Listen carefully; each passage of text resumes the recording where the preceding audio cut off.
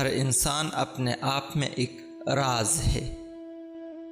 اچھے صوفی کے لیے جو کچھ گزر گیا وہ ناقابل ذکر ہوتا ہے، جبکہ اس کا فکر اس کے حال میں مشغول ہوتا ہے، اس کے ذہن میں انجام کا فکر بھی نہیں آتا۔ ذات کی نفی کے بغیر منزل نہیں ملتی۔ عشق ابتدا میں محبوب کو ڈھونڈتا ہے اور انتہا میں خود کو۔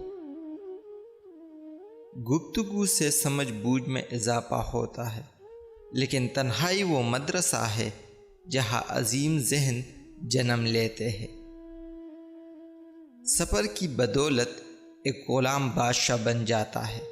چاند بھی اگر سفر نہ کرتا تو اتنا حسین نہ ہوتا۔ اگر آپ کو ہر مادی چیز کی قیمت معلوم ہے مگر اپنی قدر معلوم نہیں، تو اس سے بڑی بے وقوفی کیا ہوگی۔